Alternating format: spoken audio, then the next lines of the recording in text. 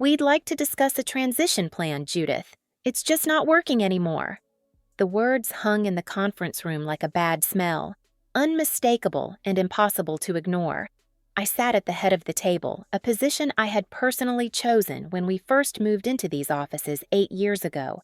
My knuckles turned white as I gripped my coffee mug, the one with our original logo, my design, now faded after hundreds of washings. My name is Judith Monroe.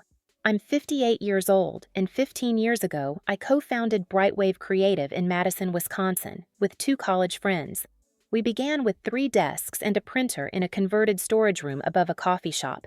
Now, we occupied the entire 6th floor of a downtown building with 36 employees and clients across the Midwest. Or rather, I had built it. Frank retired 5 years ago, and Thomas left to teach at the university 3 years after that. I had stayed, bringing in younger partners like Cameron Vance and Olivia Harmon. I mentored them, shared client relationships I had spent years cultivating, and taught them everything they knew about strategic marketing. Now, they sat across from me, their expressions a mix of rehearsed sympathy and barely disguised impatience. Cameron's expensive watch glinted as he fidgeted, and Olivia's freshly styled hair fell perfectly as she tilted her head with practiced concern. "The industry is changing rapidly," Cameron continued, his voice smooth and professional. "We need to present a more contemporary image." "Contemporary," I repeated. The word tasted bitter on my tongue. "Exactly," Olivia chimed in, almost relieved that I had caught on so quickly. "More modern, more youthful, more in tune with emerging trends and digital native sensibilities." I had pioneered our company's expansion into digital marketing long before either of them had graduated college. I had secured the Harrington account, our biggest client, when Cameron was still posting party photos on Facebook. I had developed the legacy-forward campaign strategy that won us 3 industry awards just last year.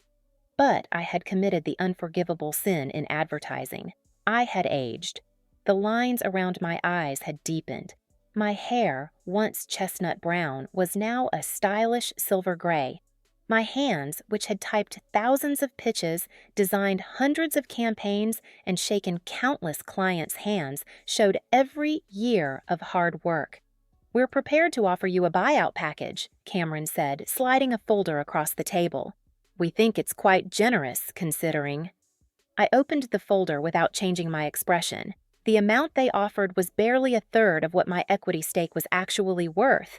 From the conference room windows, I could see the lake in the distance, where, just last summer, we had hosted a company sailing day. I remembered how everyone had applauded when I announced our best quarter ever. I closed the folder and saw something I wasn't meant to see, a glimpse of their new branding mock-up on Olivia's tablet. They had already started redesigning the company image without me. "I'll need time to review this," I said, rising from my chair with as much dignity as I could muster. "Of course," Olivia replied, not quite meeting my eyes. "Take the weekend." I nodded and walked out, feeling their relief at my back, relieved I hadn't made a scene, relieved I hadn't cried, relieved they were one step closer to erasing my existence from the company I had built. As I drove home that evening, memories flooded back of all I'd sacrificed for Brightwave. The vacations I had cut short, the weekends spent working, the dates I had canceled. My marriage had ended, partly because Gregory couldn't understand my dedication to growing the business. "You're building something beautiful," he'd said during our last real conversation. "But you've stopped building us." He had been right. I had chosen the company, and now the company was choosing not to have me. That night, my house felt especially empty. I poured myself a glass of Cabernet and stepped out onto my back porch, staring at the garden I never had enough time to properly tend. The irony wasn't lost on me. All the hours I had given to Brightwave, and now I'd have nothing but time. I didn't sleep. Instead, I found myself in my home office at 3 a.m., pulling out files, reviewing contracts, and examining the legal documents I'd signed over the years. By dawn, I had made several important discoveries. First, I still personally owned the trademark to "Authentic Legacy Forward Thinking," our most successful campaign slogan, which we'd begun using as our agency tagline. I'd registered it under my name 2 years ago when I'd first noticed Cameron and Olivia huddled together too often, speaking in whispers that stopped when I approached. Second, our four largest clients, Harrington Financial, Westfield Manufacturing, Crescent Healthcare, and Northern Outfitters, all had clauses in their contracts that required notification if the agency underwent significant management changes. These were relationships I'd built personally over many years. The contracts even named me specifically as their account lead. Third, I'd never signed a non-compete agreement. In our early days, we were too busy building the business to worry about such technicalities. And later, well, I suppose no one had imagined I'd ever leave. As the sun rose, I made coffee, my mind surprisingly clear. I remembered something my grandmother used to say. Sometimes the most powerful thing you can do is simply walk away with grace and then build something better. I thought about fighting. I could hire lawyers, threaten litigation, make things messy in public. I could force them to pay me what my stake was truly worth. But that would be giving them more of my precious time and energy. They had already taken enough. Instead, I did something that would later confuse Cameron and Olivia greatly. I signed their lowball offer without negotiation. I cleaned out my office over the weekend when no one was there. I sent a brief professional email to the staff announcing my departure and thanking them for their contributions. And on Monday morning, when Cameron and Olivia expected protests or tears, I handed over the signed paperwork, shook their hands, and said with perfect sincerity, "I truly wish you the best." The look of confusion on their faces was small, but it was my first victory. "You did what?" My sister Eleanor nearly shouted into the phone. "Judith, they completely undervalued your stake. You built that company." I held the phone away from my ear as I watered the hanging basket on my porch. 3 weeks had passed since I'd walked out of Brightwave for the last time, and already my garden was looking better. I'd slept more in those 3 weeks than I had in the previous 3 months. "I know exactly what I built, Ellie," I replied, keeping my voice steady, "and I know exactly what it's worth." "Then why?" she asked. "Because fighting would have meant staying in their story," I explained. "I'm more interested in writing my own." After another 15 minutes of trying to convince my sister I hadn't lost my mind, I ended the call and checked my email. There was a message from Harold Westfield, CEO of Westfield Manufacturing, one of Brightwave's oldest clients. "Judith, I was surprised to hear about your departure. The young woman they've assigned to our account seems knowledgeable, but I'd prefer to discuss our upcoming rebrand with someone who understands our company history. Are you consulting independently now? If so, I'd like to meet." I smiled. Harold's message was the third such inquiry I'd received this week. I hadn't reached out to any of them. I didn't need to. Word travels fast in Madison's business community. That afternoon, I met with Patricia Kingston, my attorney, to finalize the paperwork for my new venture. "Silverline Strategies," Patricia said, looking over the documents. "I like it, subtle but pointed." "I thought so," I replied. "And you're clear on the operational boundaries?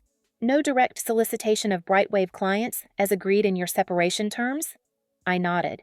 "I won't need to solicit. They're already calling me." Patricia smiled. She was about my age and had faced her own battles in a male-dominated legal world. "Just be careful. Your former partners struck me as the type who bruise easily when their plans don't unfold exactly as expected."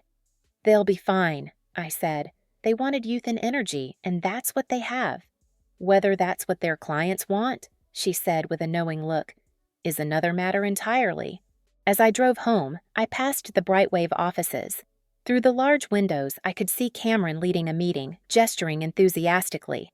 They'd already removed the signage with our original logo and replaced it with something more contemporary, lowercase letters and a gradient color scheme that would look outdated in 18 months. They'd also started using my tagline, "Authentic Legacy, Forward Thinking," in all their new marketing materials. I wondered if they bothered to check who actually owned it. My phone rang through my car speaker. It was Harold Westfield again. "Judith, I've been thinking. Rather than just consulting on the rebrand, would you consider taking over our entire marketing strategy? The presentation your replacement sent over this morning was, well, let's just say it showed a fundamental misunderstanding of our company values." I smiled as I pulled into my driveway. I'd be happy to discuss that, Harold. Why don't you come by my new office tomorrow? There's something called Silverline Strategies I'd like to tell you about. My new office space was intentionally different from Brightwave's sleek, open-concept design. I'd leased a converted Victorian house on Madison's east side with hardwood floors, large windows, and a wraparound porch where clients could sit with coffee and discuss their marketing needs in comfortable wicker chairs. The walls displayed framed examples of my most successful campaigns over the years, many of which had won awards for Brightwave. Within 6 weeks, I'd hired 4 staff members, 2 experienced designers who had previously freelanced for me, a brilliant content strategist who'd been overlooked for promotion at a larger agency, and an office manager who kept everything running smoothly. We were small but efficient, focusing exclusively on high-value clients who appreciated strategic thinking over flashy trends. I was reviewing our quarterly projections when my phone buzzed with a text from Jessica, a junior designer who still worked at Brightwave. We occasionally met for coffee, as I'd mentored her since she first joined the company as an intern. Did you know they're using your tagline for the Belmont Hotel's pitch? The one about authentic legacy? Olivia's presenting it as the centerpiece of the campaign tomorrow. I set my phone down, unsurprised but still disappointed. I'd been waiting to see how far they would go. Now I knew. Dorothy, I called to my office manager. Would you ask Patricia to send that cease and desist letter we prepared? It's time. Right away, she replied with a knowing smile. That afternoon, I met with Harold Westfield and the Westfield Manufacturing executive team to present Silverline's comprehensive strategy for their product launch. When I finished, the room was silent for a moment before Harold spoke. This is exactly what we've been trying to articulate for months, he said. You've captured our company's heritage while positioning us for the future. That's what experience brings, I replied. Understanding that innovation doesn't mean abandoning what made you successful in the first place. As we were wrapping up, Harold looked somewhat uncomfortable. I should mention, Cameron from Brightwave has been calling me daily. Rather persistent young man. That's to be expected, I said evenly. You're an important client. Harold shook his head. We've already notified them that we're terminating our contract. I just thought you should know. They're not taking it well. Cameron implied that you might have violated some agreement by working with us. I smiled. I assure you, everything I'm doing is completely above board, but I appreciate the heads up. When I returned to the office, Dorothy met me at the door, her expression serious. Cameron Vance is here. He's quite agitated. I found Cameron pacing in our small conference room, his perfectly tailored suit looking somewhat wilted after what had clearly been a stressful day. When he saw me, his face flushed. This is how you repay us? He demanded without preamble. Stealing our clients? I haven't stolen anyone, Cameron, I replied calmly. Clients make their own decisions about which agencies best serve their needs. Westfield Manufacturing was with Brightwave for 12 years, he said, his voice rising. No, I corrected him. Westfield was with me for 12 years. There's a difference, which you're now discovering. He ran a hand through his hair, his composure cracking. And Harrington Financial is reviewing their options, and Crescent Healthcare hasn't returned our calls in 2 weeks. This isn't coincidence. Perhaps they're not responding to your new contemporary approach, I suggested. Cameron's eyes narrowed. We were trying to do the right thing, Judith. The industry is changing. Clients want fresh perspectives, digital natives. Apparently not all clients, I interrupted. Some still value experience, strategic thinking, and long-standing relationships. I gestured to the chair across from me. Now, was there something specific you wanted to discuss? I have a rather full afternoon. He remained standing. We want you to stop using Brightwave in your credentials. Stop mentioning that you founded our company when you pitched to clients. I couldn't help but laugh. You want me to erase 15 years of my professional life because it's inconvenient for you? That's not how reality works, Cameron. We'll take legal action if necessary, he threatened. I look forward to that discussion, I replied, especially when your lawyer explains how you're using my trademark tagline without permission. The color drained from his face. What are you talking about?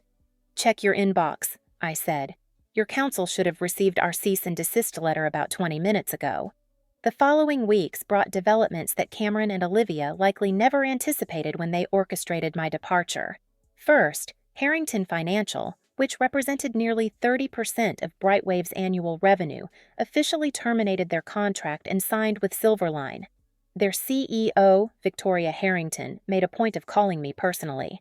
That young woman they sent to our last meeting tried to explain to my board why we need to appeal to millennials, she said with a laugh. We're a wealth management firm specializing in retirement planning, Judith. Our primary clients are 55 to 70 years old, with portfolios over $2 million. Next, Northern Outfitters followed, with their marketing director explaining they needed an agency that understood their traditional customer base while helping them expand thoughtfully. Then, Crescent Healthcare signed a 2-year exclusive contract with Silverline. By the end of the 3rd month, 7 of Brightwave's established clients had made the switch. I took no particular joy in these developments. These were relationships I'd built over years, clients whose businesses I understood intimately. I was simply continuing to serve them, now under my own banner. What did bring me satisfaction, however, was building something authentic to my values. Silverline operated differently from most agencies. We limited our client roster to ensure personal attention. We hired based on talent and fit, not age or trendiness. Our team ranged from 24 to 67 years old, each bringing different perspectives and strengths. One Tuesday morning, Patricia called with news. Brightwave's attorneys responded to our cease and desist, she said. They're claiming the tagline was created as work for hire under company ownership. They can claim whatever they want, I replied. I have the trademark registration and documentation showing I created it before bringing it to the company. They're also threatening to countersue for client interference. I sighed. Are they really prepared to argue in open court that their clients left because I interfered rather than because they pushed out the person those clients trusted? That wouldn't be a good look for an agency that's supposed to understand client relationships. Patricia chuckled. That's essentially what I told them, in more legal language. I think they'll back down on that front, but they're digging in on the tagline. Apparently, they've already built their new branding around it. That was short-sighted of them, I noted. Keep me posted. Later that afternoon, I received an unexpected visitor. Olivia Harmon arrived without an appointment, looking considerably less polished than when I'd last seen her at Brightwave. The confidence she'd displayed when ousting me had been replaced by barely concealed anxiety. "Do you have a moment?" she asked, hovering in the doorway of my office. I gestured to the chair across from me. "Of course!" She sat, fidgeting with her watch. "I wanted to speak with you directly, away from lawyers and Cameron." "I'm listening." "We're struggling," she admitted bluntly. "The client departures hit our projections hard. The remaining clients are nervous, and we're not landing new accounts at the rate we anticipated." "That must be challenging," I said neutrally. "We're also overextended on the office lease and the new hires we brought in after you left." She took a deep breath. "Cameron thought we could just replace your client relationships with new business." I didn't point out the flaws in that logic. From her expression, she'd already identified them herself. "What exactly are you here for, Olivia?" I asked. "I'm here to see if there's a path forward that doesn't end with both agencies damaged." "Maybe a collaboration or a referral arrangement," she trailed off, perhaps hearing how unlikely her proposal sounded. "I'm not interested in rescuing Brightwave," I said calmly. "You and Cameron made a calculated decision to remove me because you thought my age was a liability. Now you're living with the consequences of that miscalculation." Olivia's composure cracked. "We never meant to get caught?" I finished for her. "Or to discover that experience actually has value in a service business built on client relationships." She stared at her hands, silent. "I wish you luck, Olivia. I truly do. But Silverline and Brightwave will continue on separate paths." The legal dispute over the tagline was settled quickly once Brightwave's attorneys reviewed my documentation. They had no choice but to acknowledge my ownership and cease using authentic legacy forward thinking in any of their materials. This required them to pull their new website, redesign their business cards and proposal templates, and essentially start their rebranding from scratch. The costs, both financial and in market credibility, were substantial. Meanwhile, Silverline continued to grow strategically. We weren't trying to become the biggest agency in Madison. We were focused on being the best for a specific kind of client. We moved to slightly larger offices after 6 months, but maintained the warm, personal atmosphere that distinguished us from typical corporate agencies. My phone rang as I was reviewing applications for a new strategic position we'd opened. It was Eleanor. "Have you seen the Business Journal this morning?" she asked without preamble. "Number I've been interviewing candidates all day." "Why?" "There's an article about Brightwave. Apparently, they've undergone a strategic restructuring.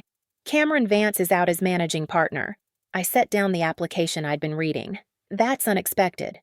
"There's more," Eleanor continued.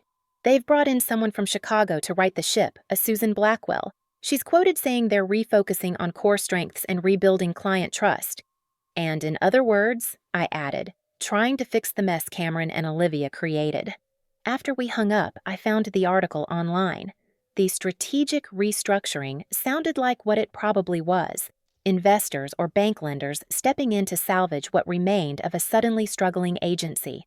The photos showed their once bustling office looking noticeably emptier, with several desks clearly unoccupied. I felt a complex mix of emotions. I hadn't wished for Brightwave's downfall. Many good people still worked there. People who had nothing to do with the decision to push me out. Jessica, my occasional coffee companion, was among them.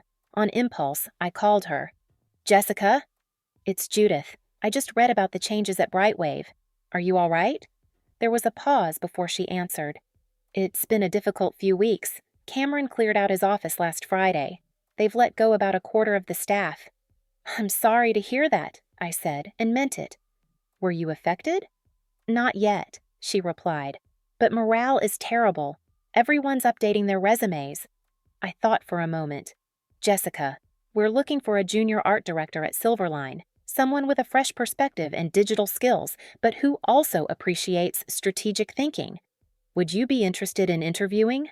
Her surprise was evident. "After everything that happened, you'd still consider hiring me?" "What happened with Cameron and Olivia wasn't your doing," I said, "and I've always believed in your talent." 2 weeks later, Jessica joined Silverline, bringing with her the youthful perspective that complemented our experienced team perfectly. She was the bridge between generations that both agencies had needed all along. The irony wasn't lost on me. Cameron and Olivia had pushed me out in pursuit of youth, driving away the established clients who valued experience. Meanwhile, I'd built an agency that embraced both experience and fresh thinking, attracting both the clients they'd lost and the emerging talents they'd hoped to court. In a moment of reflection, I realized something important. My success wasn't about revenge. It was about authenticity. I hadn't needed to fight against Cameron and Olivia's vision of the future.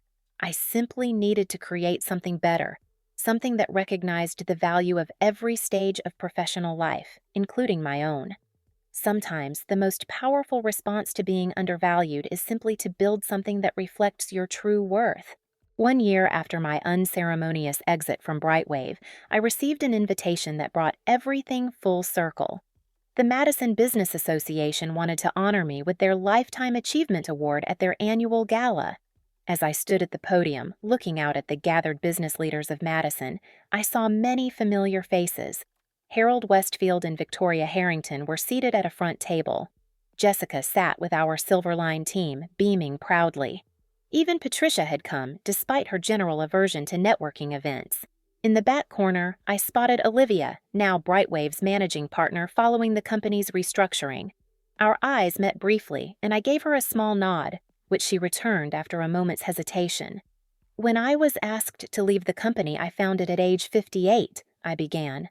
I was told that the industry needed a more contemporary image. My wrinkles and gray hair apparently didn't fit the vision my younger partners had for the future. A murmur ran through the audience. I could have fought. I could have sued. I could have made things messy in public, I continued.